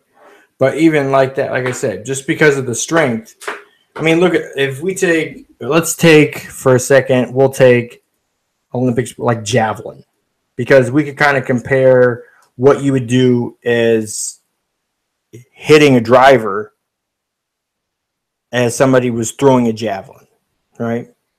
So the javelin throw for women is somewhere around 71, 73 meters. The boys high school world record beats the women's world record. So the best women in the world aren't even beating boys in high school as far as the javelin throw goes. So again, the speed, the size, the strength plays a lot into that. Is that to say that women won't? I mean, some of the first world records for sprinting were set in the 1800s. It took nearly 100 years for the first woman to beat that men's record. Again, there's a lot of advancement in training and diet, exercise, practice, being able to prepare for that. For a woman to beat that men's record, which isn't even in existence anymore, because Usain Bolt just obliterates everything. Now, this is a guy that literally tripped to start a race and still ended up beating people by like 3 lengths. He tripped, and he still wins by 3 lengths. Like, what do you even do with that? If the best men in the world aren't even really close to beating Usain Bolt, what chance does the best woman in the world have? Truly. There is none. I'm sorry that science is this way. And I get some feminists get carried away with wanting everything to be equal. But we have to understand equality doesn't always mean same. Like if you look at your kids, like my kids, I have a boy and a girl. I love them equally, but I love them different. The way I roughhouse with my son, I'm not roughhousing the same way with my daughter. And she's going to get a lot more hugs and kisses than he will. It's because they're boy and girl. They're getting equal love and equal attention, but it's not the same.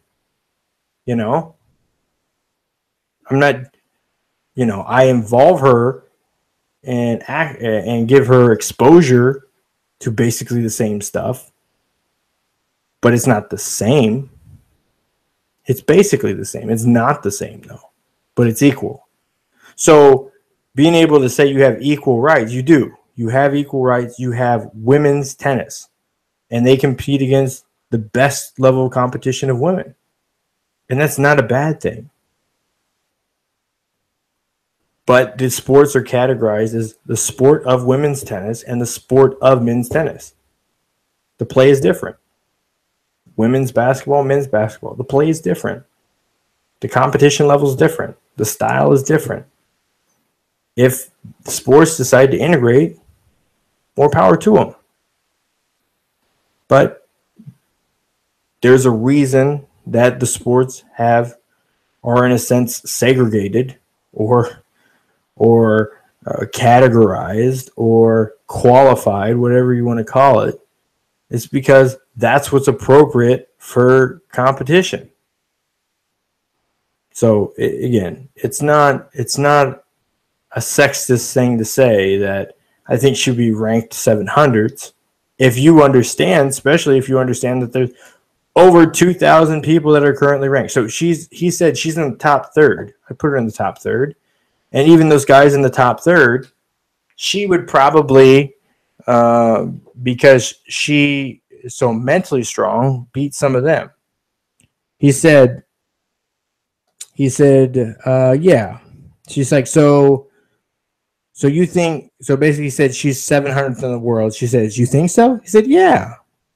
That doesn't mean I don't think Serena is an incredible player. I do. But the reality is, the reality of what would happen would be, I think, something that perhaps I'd be a little higher. Perhaps I'd be a little lower. I don't know. And on any given day, Serena could beat some of the other players. Again, he's talking, I'll be a little higher, I'll be a little lower in reference of her ranking. Again, the rankings fluctuate quite a bit in tennis.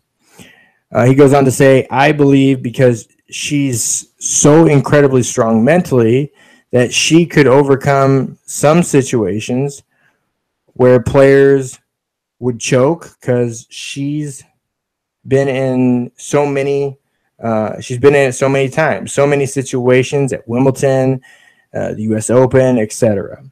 But if she had to just play the circuit, the men's circuit, that would be entirely different story. And then she goes on, Miss Garcia-Navarro goes on to say, many people over the years, including, we should mention Donald Trump, the president, wanted you to play her, and you seem to have at least thoughts about it. Okay, talking about another battle of the sexes. Now, just so we have an idea, Bobby Riggs and Billie Jean King, when they played back, was it the 70s, that he was 54 and she's in her 20s at the peak of her, at the prime of her career. And she beats him. But Bobby Riggs is an old man at this time. He's 50-some years old. Nobody's playing on the tour. He's way past his prime. So that's to give you some guys some kind of, again, I think there's a movie coming out of it here pretty soon. So here's a little context to what he's referring to. John McEnroe responds, well, I've thought about it. I didn't really want to do it personally. I don't know. People always seemed, I would say, why don't they just ask Roger Federer? Again, Roger Federer being one of the top ranked current men's players, just like Serena's a top ranked women's player. So having a top men current versus a top woman current. That's what he's saying. He's like, or something, they added an old fart that is 25 years over the hill, talking about himself. He's 25 years over the hill. Why ask me? And he said, I think I could play. I think I still could. I mean, my kids don't think I can anymore. Maybe I should get with her, and because she's pregnant. But the truth is, I think sometimes, I don't know. I don't know why in tennis. Why? I get it's the battle of the sexes, like Bobby Riggs played Billie Jean, and then she references, yes, the famous match. Wasn't it one of the all-time highest rated tennis matches? He says, yes, of course, but no question. I think there was almost the biggest attendance in at the Houston Astrodome, and it was great that Billie did that. Okay, but that doesn't mean talk about other sports. If you go look at times, all right, look at the times, for example, of the world's fastest females. So we're looking at running times. And he basically references there the same way that that the 701 player did. Again, and he talks about his kids qualify him as a feminist. He said maybe at some point, and again, this is something that's been left out of every single article about this. McEnroe says maybe at some point a women's tennis player can be better than anybody. I just haven't seen it in any other sport, and I haven't seen it in tennis. I suppose anything is possible on some stage. Okay, so that's clearly a sign of admiration. Again, when people take this number 700 and take the context and you twist it to 700 being bad, and you don't know that there's 2,074 ranked players in the world, that you're not taking into the fact that obviously tennis is very deep and high competition, to see that guys can fluctuate between 700 and 400 and 300 in the matter of only a few weeks. I mean, I saw one guy on the list that previously being in the top 100 was ranked like 280th. His previous position the week before. So he beat somebody significant enough to move up 200 and some spots. To say that she's 700th, which puts her in the top third in the sport, is not a slight by any means. He's just literally saying, she asked the question and took it, and she's like, let's take sex aside. Man versus woman, doesn't matter. Not talking about the identifiers of sex. Let's just say, why isn't she the best in the world? And he basically said, because of science. Men are bigger, stronger, faster. The level of competition on the men's circuit is higher than that of the women's circuit. She would be in the top third, probably. I'd put her in the top third of the rankings. And some of those guys in the top third she would beat because she's more mentally strong. And she's been in those situations before. She's been there. She's done that. So she'll beat some guys that are probably better than her, bigger, stronger, faster than her, but just because she's mentally stronger. She's better in situations. And that's why he said maybe it is possible. Maybe Serena plays Andy Murray, and in that one match that they have, she wins. Or she wins a few sets. Or it's close. So if she beats Andy Murray, does that mean she's the best in the world? That means she won a match. The same way we look at the NCAA tournament. Just because the 16 seed would upset a 1 seed or 15 upsets a 2 doesn't mean that team is better. That means they won that game. That's what that means. The way you find out is over a prolonged period of time. Clearly, Andy Murray is number 1 in the world, has over 9,000 points in tennis. It's by points. He has over 9,000 points. The guy that is 701, that has 9 title appearances, 7 titles to his name, he currently has 30 points. He has missed a few tournaments, you could say. Andy Murray, on the other hand, is winning tournaments or finishing in the top of those tournaments. There's a huge disparity in points between the two. Obviously, he plays at the highest level of competition and is the top competitor at the highest level of competition. That's why he's number 1. Because he plays there in and out every single week. Serena, could she keep up with that pace? Science says she wouldn't. But would she? I don't know. Because she plays a completely different sport. She plays women's tennis. I don't know. I couldn't tell you. Would Candace Parker be a good NBA player? I don't know. She plays a different sport. She plays women's basketball. I couldn't tell you. You can ask me about Danica Patrick. Is she the best women driver? Well, she's the only one that's a woman driving right now, truly, in NASCAR. And no, she's not better than her peers. Not because she's a woman, just because she's not better. But we could say because she's a woman, she does make other money and have other opportunities that some of her male counterparts don't have. Is there a problem with that? No. No. Completely fine with that too. So we see that. We see that in sports sometimes. You don't have to be the best to make more money. Not by any means. So, James, did you have anything else you wanted to add to it?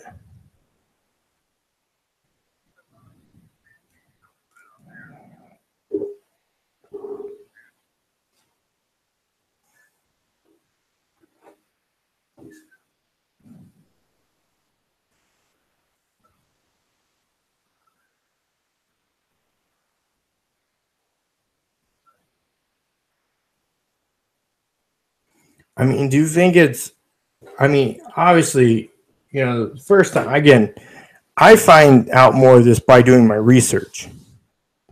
I mean, most people aren't going to do research. Hearing 700, if you heard, see, that's what I say. If you hear something that's like, what? Should be 700th? That's way down the list. That's like the last.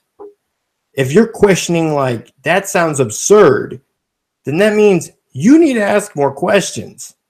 You need to Google something. Figure out where would 700 put her. Well, first of all, if you don't know anybody's name in tennis, seeing that she's 701 doesn't really change much for you because you're not going to know any of the names anyways, right?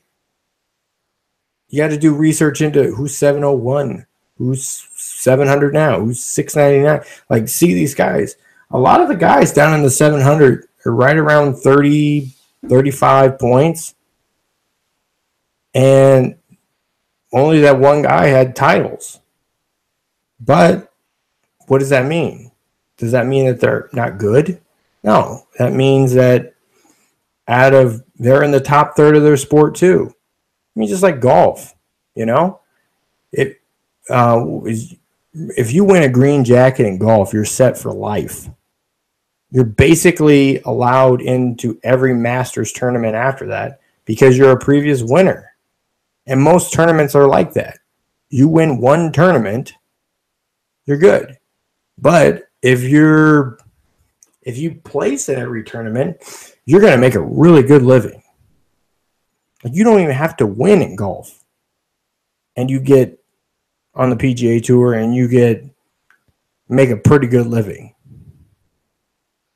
You can be mediocre or below mediocre as far as professional standards go and make a really good living. 6 figures.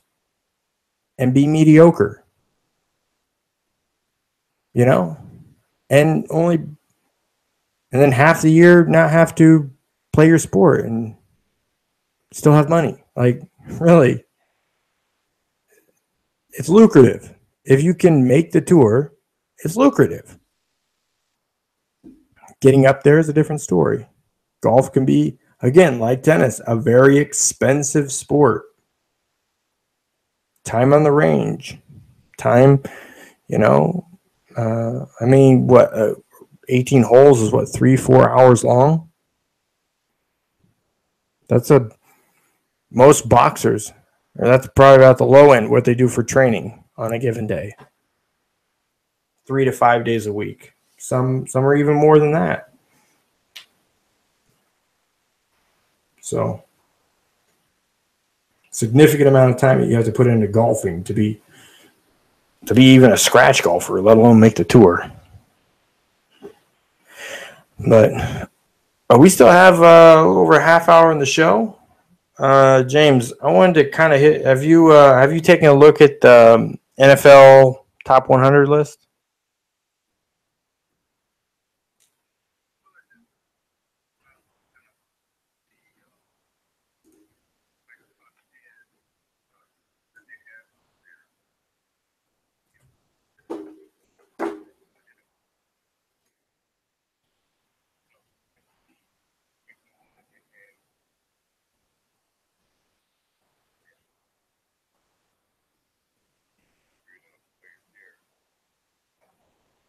Mm-hmm. How close were Pro Football Focus to the NFL?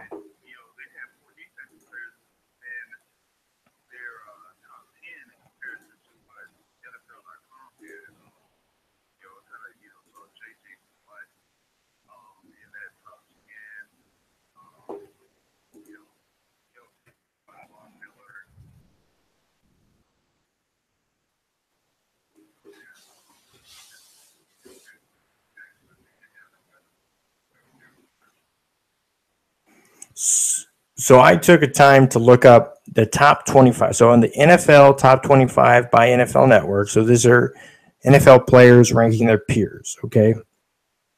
So the top 25. This is basically how the top 25 breaks down. All right. Let me expand this page real quick.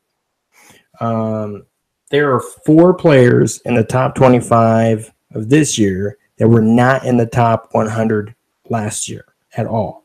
And one, Derek Carr, was ranked 100. So there's 5 guys in the top 25 that weren't there. All right, 9 of the top 25 players were not in the top 25 last year. There's currently 8 quarterbacks, 4 wide receivers, 3 running backs, 1 tight end, 2 offensive tackles, 3 linebackers, 1 tackle, 1 defensive tackle, 1 safety, and 1 cornerback. Tom Brady is ranked first. He was number 2 last year. Von Miller is number 2, coming up from 15. Julio Jones is number 3 from 8.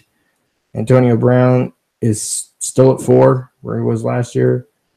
Khalil Mack is 5. He was 13 last year.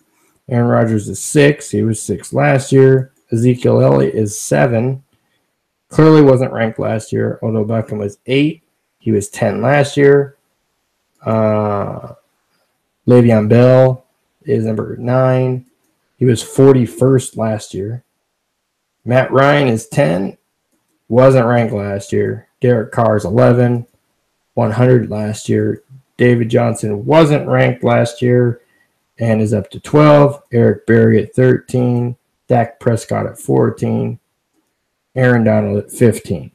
So that's the top 15 guys. Now, there's a lot of talent that they missed out there. And it's kind of interesting to see who they have kind of voted in. I don't think there's many people that would actually say over the course of a season that Aaron Rodgers isn't better than Tom Brady. But if you were in a one-game scenario, I think there's a lot of people that would take Tom Brady over Aaron Rodgers. Your upside is higher with Brady on one game versus Aaron Rodgers over a whole season. So I get those, right? Von Miller, clearly the best pass rusher in the league, outside of Khalil Mack. Both of those guys are in the top 5. Julio Jones, I think it's fair to say he's the best receiver in the league. He's bigger, stronger, not faster, as good a hands as Antonio Brown. Antonio Brown's kind of struggled with some injuries, same as Julio Jones. So I get 3 and 4 there. That's fine. So the top 5, you're fairly okay with, but again, having Brady number 1, it feels more like he just came off a Super Bowl MVP. So that's kind of why they voted him there. Not necessarily because they think he's the best player in the league. He just won the Super Bowl MVP. It's the ultimate honor of the ultimate game. So it's kind of why he got it. Not necessarily because he is the best. So where they have it, where we're saying at Pro Football Focus, how do they kind of stack up with the top 15?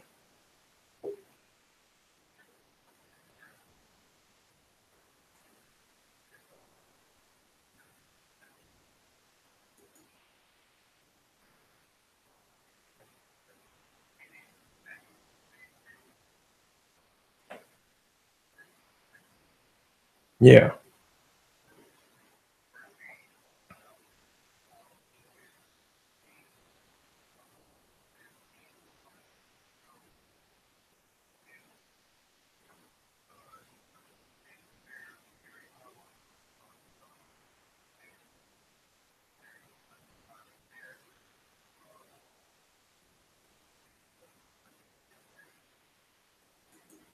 Since his rookie year.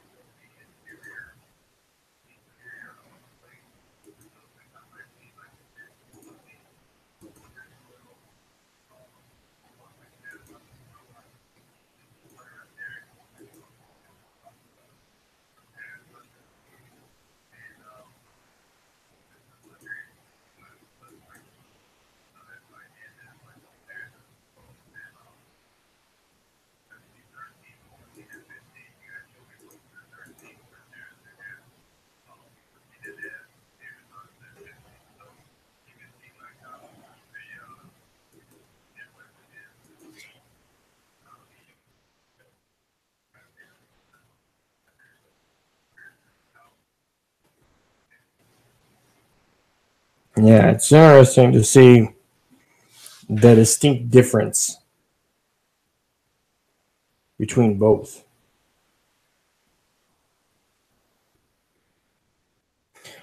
I like the thing is I tend to gravitate more towards uh, Pro Football Focus because of uh, because of what they're putting into essentially the the information,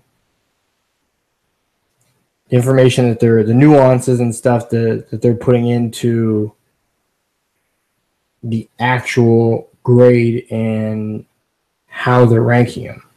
It's not a popularity thing. It's literally better or not, you know? So it's interesting how the differences they have between the two. But I generally gravitate more towards the Pro Football Focus. I'd put more emphasis on what they say based rather than actually what NFL players would say about their peers. In some sense, and some people were like, "Oh, how could you, how do you take the word of media people or journalists over that of the actual player, the people actually playing against them day in and day out?"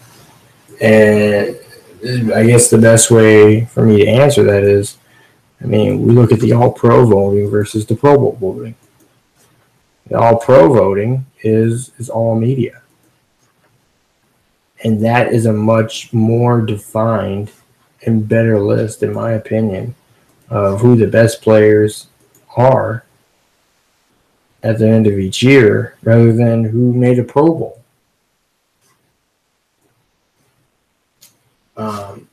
Some might not agree with that, but that's my assessment of it.